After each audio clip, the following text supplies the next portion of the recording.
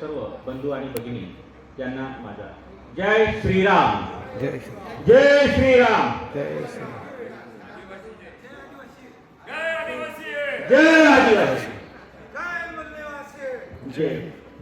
जो महत्वाचा हा मुद्दा आहे की अखंड हिंदू धर्माचं आराध्य दैवत प्रभू श्री रामचंद्राला मानलं जातं आणि ज्या आद्यकवी महर्षी वाल्मिकींना आपण नतमस्तक होऊन संबंध महाराष्ट्रातला कोळी आणि अखंड भारतातला कोळी हा एकत्र एका छताखाली जर येतो तर म्हणून मी महर्षी वाल्मिकींचं नाव घेतलं. महत्वाचा मुद्दा लक्षात नसेल आला तर समजून घ्या, कारण की महाराष्ट्रामध्ये विखुरलेला हा कोळी जमातीचा जो जमात बांधव आहे हा विखुरलेला आहे. सुरुवातीला माझ्या अगोदरच्या वक्त्यांनी बऱ्याच वेळा या गोष्टीवरती विवेचन केलं की महाराष्ट्रातल्या कानाकोपऱ्यातला हा कोळी तो कोळी तो कोळी हा विविध संघटनांची नावं घेते, विविध पक्षांची नावं घेते, विविध पक्षांवरती आपण लांछन सुद्धा केले. पण सातत्याने गेली 50 वर्षापासून उपस्थितीचा जो संघर्ष सुरू आहे तो फक्त एक जात प्रमाणपत्रासाठी, फक्त जात प्रमाणपत्रासाठीचाच जर कधी हा संघर्ष असेल तर मग त्यासाठी वारंवार का मोर्चे, आंदोलन, उपोषण हे करण्याची गरज आहेच का? निश्चितच असायलाच पाहिजे, कारण संघर्ष केल्याशिवाय काही मिळत नाही. पण महत्वाचा मुद्दे काही आहे. मी नियोजनाच्या बाबतीतच इथं बोलायला आलो, पण सुरुवातीला हाच मुद्दा बोलेल. नियोजनाच्या मुद्द्यावरती जर बोलायचं झालं तर माननीय दत्ताभाऊ 21 तारखेला बुलढाणा शहरामध्ये सर्वात महत्त्वाच्या काही गोष्टी आहेत आणि मी त्यांचा म्हणजे सांगण्यामागची बरेच काही कारण आहे. नागपूरची गर्दी बरेच जणांनी व्हॉट्सअपवर बघितली असेल, मीडियावर बघितली असेल, फोटोच्या माध्यमातून बघितली असेल, पण प्रत्यक्ष गर्दी मात्र इथं त्यांच्या ताफ्याच्या मागे किती होती आणि कोणाची होती हे फक्त माननीय दत्ताभाऊ सांगू शकतो. म्हणून हा कळवळा, म्हणून मी म्हणतो की बुडते एक जण न देखावे डोळा म्हणूनही कळवळा येत असे. कारण ज्या दिवशी वराडाच्या पहिल्या नाकावरती, पहिल्या टोकावरती जेव्हा आले ना तर फक्त त्यांच्या 4 गाड्या होत्या, बाकीच्या गाड्या कुठं होत्या? जेव्हा बुलढाण्यामध्ये आलेत ना तेव्हापासून छत्रपती शिवाजी महाराजांचं दर्शन असो की महर्षी वाल्मिकींचं दर्शन घेऊन आम्ही जेव्हा या स्मारकावरतून जेव्हा निघालो ना तेव्हा बाकीचे लोक कुठे होते? बोलायसाठी नाही आलो, भाषण ठोकायला नाही आलो. मी एक अभ्यासक म्हणून मी माझ्या वराडाचं नेतृत्व करतोय आणि माझ्या वराडामध्येही मी बुलढाणा जिल्ह्याचं नेतृत्व करतोय. माझ्या बुलढाणा जिल्ह्यामध्ये आहे ना 13 पैकी 10 तालुक्यात माझा समाज राहतो. त्या विखुरलेल्या समाजाला एका मुठीत बांधण्याचा मी जर प्रयत्न करून राहिलो तर आज एक व्यक्तिमत्व आहे श्री दत्ताभाऊ सुरवशे, हे अख्खा महाराष्ट्राला मुठीत बांधण्याचा प्रयत्न करू राहिले. तर मग यांच्या पाठीमागे तुमच्या माझ्यासारख्यांनी का उभं नाही राहू?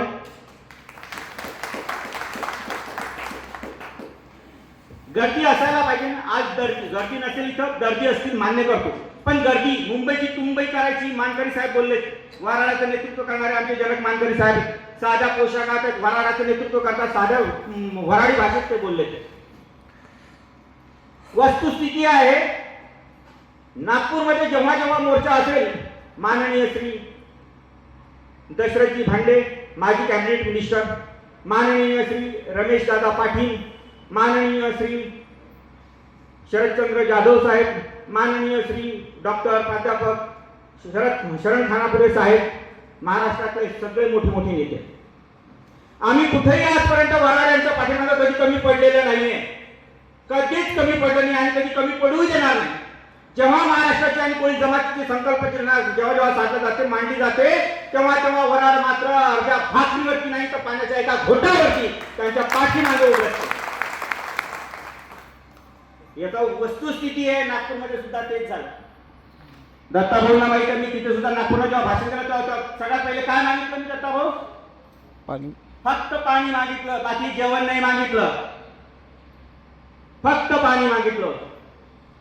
जेव्हा बुलढाण्यात त्यांचं पदार्पण झालं तर त्यांच्या बुलढाण्याचं पदार्पण झाल्यानंतर त्यांच्या समोर लाल दिव्याची गाडी टॉ करत आली. हे कोणाचं नियोजन आहे? हे समाज बांधवांचं नियोजन आहे की आपल्या समाजाचा कोणी नेतृत्व करणारा व्यक्ती जर येत असेल तर प्रशासनाच्या झोपलेल्या प्रशासनाला त्याच्या कमरक्यात एखादी लाच घालून त्याला खडबडून जागी करण्याची जबाबदारी कोणाची आहे? तर ती आपली आहे. होती ना दत्ताभाऊ? पोलिसांचा स्टाफ होता ना तुमच्या पुढे मागे, ट्रॅफिक पोलीस तयार होते ना तुमच्या पुढे मागे. ही वस्तुस्थिती आहे. हे नियोजन त्यांनी नाही सांगितलं आम्हाला, हे ज्याने त्यांना आपापल्या जिल्ह्यात करायला पाहिजे. अहोरात्र मागची संपूर्ण टीम दत्ता भाऊ येणार आहेत या नियोजनासाठी. आम्ही गेली 15 दिवस ते 21 नोव्हेंबरला येऊन गेले आणि त्यानंतर 9 डिसेंबरला तेव्हा ते बुलढाण्यात पदार्पण केले. तर त्याच्यात गेली 20 दिवस सातत्यानं बुलढाणा जिल्ह्यातल्या प्रत्येक तालुक्यामध्ये समाज बांधव आमचे गणेश भाऊ इंगळे असतील, इथं आमचे बसलेले आमचे भगवान महाराज असतील, आमचे गंगाधर भाऊ तायडे असतील, इथं आमचे तायडे महाराज असतील, हे सगळी सगळी आमची फळी आहे ना पूर्ण तालुक्यामध्ये कामाला लागलेली. मागील वेळेस जेव्हा 21 नोव्हेंबरला आले त्या दिवशी 22 नोव्हेंबरला आम्ही जेव्हा कार्यक्रम घेतला तर त्यांच्यासोबत आम्ही 4 तालुक्यात कार्यक्रम राबवला आणि 4ही तालुक्यामध्ये आमची गर्दी आणि आमचे जे काही विश्लेषण होतं, जे काही आमचं प्लॅनिंग होतं ते सगळं प्लॅनिंगचं आम्ही तशा पद्धतीनं सांगितलं. तेच प्लॅनिंग आम्ही तसं आम्ही 9 डिसेंबरला त्यांच्या पाठीमागे उभून त्यांच्या खांद्याला खांदा लावून आम्ही ते पूर्णत्वास केलं आणि तिथं सोडली नाही नुसतं बुलढाण्यापर्यंत. जेव्हा सुरुवात झाली, जेव्हा पोलिसांचा ताबा आमच्या बुलढाणा शहराच्या बाहेर गेला आणि आमच्या गाड्या निघून गेल्या, त्याच्यानंतर पोलीस वापस गेले आणि त्याच्यानंतर मात्र आम्ही पुढे अकोला गेलो. मधात आमची चहा पाणी नाश्त्याची व्यवस्था आमच्या जमात बांधवांनी करून ठेवली होती खामगावला. तिथून सुटत नाही तर आम्ही अकोल्यात शिरलो. अकोल्यात आमच्या जमात बांधवांनी छोटीशी सभा तिथे लावली डॉक्टर महेंद्र काळे साहेब आणि डॉक्टर धनी यांच्या माध्यमातून. ती नियोजन होत नाही तर आम्ही चांदा काशीपूर येथे महर्षी वाल्मिकींचा आश्रम आहे, मठ आहे, तिथं आमच्या दर्यापूरच्या मंडळींनी तिथे आमच्या भोजनाची व्यवस्था केली. आमचा सर्वांचा तिथे उपहार झाला. एकही माय बंधू भगिनी उपाशी राहता कामा नये, त्यांच्या पोटाला भाकर मिळले पाहिजे जेणेकरून ते दुसऱ्या दिवशी ताकदीनं भिडले पाहिजे ही संकल्पना राबवून तिथल्या जमात बांधवांनी जेवणाची व्यवस्था केली. वस्तुस्थिती आहे तिथे आमचे मानकरी साहेब आहेत, त्यांच्या 2 नाही 15 गाड्या 16 गाड्या तिथे भरून आल्या होत्या, त्यांचं पण तिथं नियोजन त्यांनी केलं. मग एवढ्या गाड्यांचं नियोजन झाल्यावर सगळ्या गाड्या अमरावतीत मुक्कामी राहिल्या. वाराचं शेवटचं टोक म्हटलं म्हणजे आमचं अमरावती आहे. आई अंबेच्या आशीर्वादानं रात्री 11:15 वाजता आम्ही दर्शनाला गेलो. दत्ता भाऊंना माहिती रात्रभर दत्ता भाऊ जागले म्हणे तुम्ही या बाजूची रूम खाली ठेवलेले झोपायसाठी. दर्शन घेऊन आलो रात्रीचे, तेव्हा अमरावतीकरांनी सगळी व्यवस्था तिथे करून ठेवलेली होती. आणि दुसऱ्या दिवशी मात्र पुन्हा ताकदीनं आम्ही सकाळी झोपून उठत नाही 5 वाजता टोल नाका क्रमांक 1 वरती जाऊन थांबलो की मागून ज्या येणाऱ्या गाड्या सगळ्या आपण तिथे स्थगिती देऊ, कारण की टोल नाके सगळ्यांचे वाचायला पाहिजे. मग पुन्हा दत्ता भाऊंची गाडी जेव्हा आली तर सर्व गाड्या एका मागेत लावलेल्या होत्या आणि एका रांगेतच नागपूरच्या 3ही टोल नाके एक टोल नाका न फाडता खडाखडा नागपुरात शिरल्या. जेव्हा नागपुरात गेलो तर नागपुरामध्ये सुद्धा पहिले शेवटच्या टोकावर जेव्हा वाडीमध्ये आम्ही थांबलो, दत्ता भाऊंच्या सर्व गाड्या आणि रथ पुढे काढून पुन्हा त्या नागपूरमध्ये पुरा जल्लोषात प्रत्येक टोल नाक्यावरती टोल नाके सोडले. तिथले जेवढेही तुमचे काय म्हणतात त्याला ते लाल दिवा लागतो, हिरवा लागतो, सायरन सिग्नल, नागपूरमध्ये सिग्नलची कमी आहे का? सगळे सिग्नल बंद. जेव्हा जेव्हा आमचा मोर्चा आला की पोलीसवाले ट्रॅफिकवाले तिथे सिग्नल थांबून टाकायच्या गाड्या, सिग्नल ब्रेक, डायरेक्ट गाड्या जाऊ द्या यांच्या. नागपूरमध्ये जेव्हा आम्ही शेवटच्या क्षणावरती पोहोचलो तर पोलिसांचा ताफा आमच्या समोर पडत आला. ह्या कुठच्या गाड्या आल्या, हे कोणते आंदोलनकर्ते आले. आमचे नारे आमच्या घोषणा अशा होत्या की आमच्या कार्यकर्त्यांचे आवाज 4 दिवस आलेत नाही, सगळ्यांचे घसे कोरडे झाले होते. जेव्हा स्टेडियमवर पोहोचलो, स्टेडियमवरती गाजवलं, तेव्हा पुन्हा त्याच ताकदीनं 2-2च्या रांगा आणि तेव्हा 2-2च्या रांगा निघाला तर दत्ता भाऊंचा ताफा सगळ्यात पुढे रथाच्या समोर होता. आणि दत्ता भाऊने एकच सांगितलं होतं की आपल्याला सायंकाळी 5 वाजेपर्यंत त्या कार्यक्रम पोहोचत, आपला फक्त 2च किलोमीटरचं अंतर आहे. स्लोली हळूहळू प्रत्येक ट्रॅफिक जाम करत तिथे गेलो. वस्तुस्थिती सांगण्याचं कारण काय आहे? नियोजनबद्ध कार्यक्रम. मग आजचा हा कार्यक्रम कशासाठी आयोजित केला? नियोजन, फक्त नियोजनासाठी तयार केलेला आजच्या या कार्यक्रमाची रूपरेषा आहे, दुसरं काहीच नाही. मग मुंबईत तुंबवायचे असेल, मानकरी साहेब बोलले, तर मुंबईत तुंबवायची असेल तर काय करावं लागेल? तर गर्दी न्यावं लागेल. आणि गर्दी जर न्यावं लागत असेल तर मात्र नियोजन ग्राउंड लेवलला पाहिजे, ग्रामीण भागामध्ये गेलेलं पाहिजे. जे आता आमच्या वराडातले आमचे नेतृत्व, आमचे ज्येष्ठ नागरिक, आमचे आदर्श मानकरी साहेब ते बोलले वस्तुस्थिती हीच असायला पाहिजे. आता गर्दी कशा पद्धतीने इथून नेला जाईल याच्यावरती आपलं काय पाहिजे? संबोधन पाहिजे. नियोजन त्याच पद्धतीने पाहिजे ज्या पद्धतीने छोटे आणि आपण हिवाळी प्रश्नावर गेलो त्याच पद्धतीनं मात्र मुंबईवरती नागपूरच्या विधानसभेवरती सुद्धा त्याच पद्धतीने गेलो पाहिजे. पण संख्याबळ तिथं जेवढं होतं वराडाचं त्याच्यापेक्षा दुप्पट वराडाचं नेतृत्व करणाऱ्या व्यक्तींवरती आम्ही विश्वास ठेवून तिथं दुप्पट नगरची आम्ही तिथं नेऊ. हे वराडाच्या बाबतीत बुलढाणा आपल्याला अमरावती वाशिम यवतमाळच्या बाजूने मी साक्ष तुम्हाला देतो. ही वस्तुस्थिती आहे. पण आता आम्हाला अपेक्षा तुमच्याकडनं बऱ्याच काही आहे.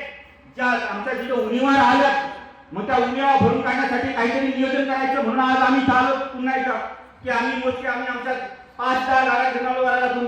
पण महत्वाचा मुद्दा हा आहे की आता या नियोजनात काय भर टाकता आली पाहिजे जेणेकरून नियोजन चांगल्या पद्धतीने झालं पाहिजे. आमच्या माय मावल्या उपाशी तापाशी न राहता तिथं आम्हाला सगळ्या गोष्टी पुरल्या पाहिजे. आणि 2 दिवस काय 4 दिवस सुद्धा आम्ही तिथं उपोषणाला बसणार मानसिकता आम्ही घेऊन तिथं आज येणार.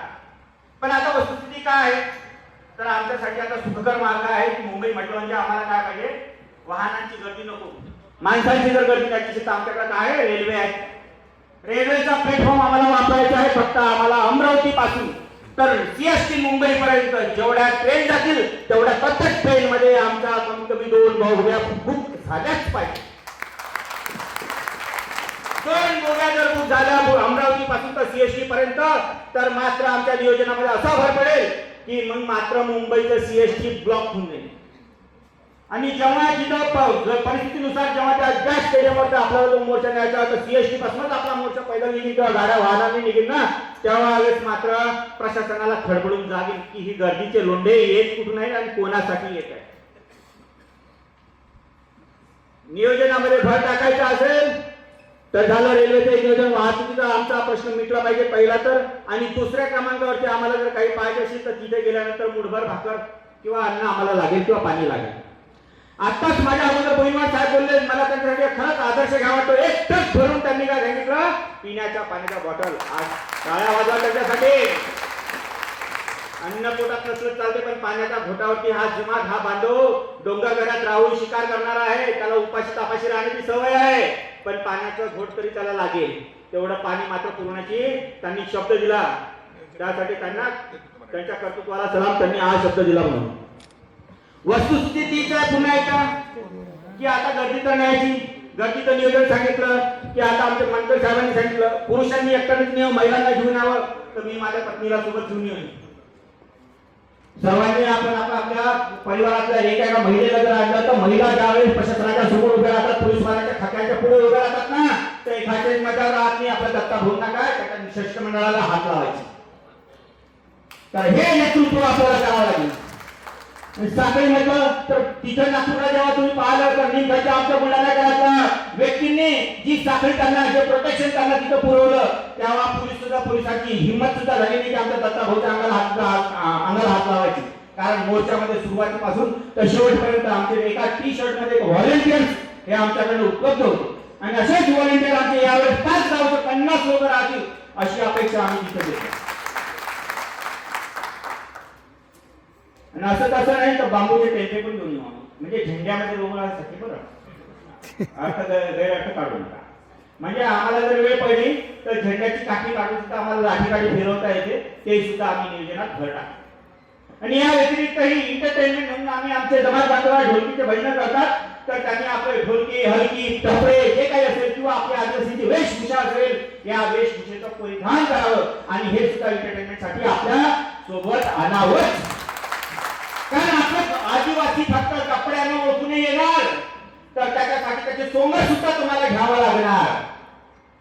निव्वळ असं नको मी झटपट कपडे घालून आलो आणि द्या मला सर्टिफिकेट असं होतं का. आदिवासीचे लक्षण सुद्धा आपल्याला दाखवावी लागतील. नाहीतर आमच्या नागपूरच्या अधिवेशनामध्ये त्या गालबोट लागू नये म्हणून आम्ही थोडं संयम केला तिथं ते आंदोलन केलं. नाहीतर आम्ही तर शांततेच्या मार्गाने आमचा कार्यक्रम करतो नेहमी. पण ठाण्यावर आमचा गणेश इंगळे इथे उपस्थित आहेत आणि आम्ही आता त्यांना नाव नवीनच पाडलं हनुमान इंगळे म्हणून. कारण त्या नागपूरच्या यशवंत स्टेडियम मध्ये अर्धजन्म आंदोलन करणारा हा एक कार्यकर्ता होता आणि त्याची संकल्पना त्यांनी तिथे रुजवली आणि रुजवल्यानंतर अख्खा पोलीस प्रशासन त्याच्या मागे लागलं. तर चड्डीवरती भगवा झेंडा आपला लाल कलरचा आपला झेंडा घेऊन 5 फुटला अख्खा पोलीस प्रशासन त्याच्या पाठीमागे यशवंत स्टेडियमवर हिंडत होतं. ओळखून नसेल आले तुम्हाला ते दुरून दिसले असतील तर पण एक कार्यकर्ता असा होता जो निष्ठेनं कार्य करत राहिला.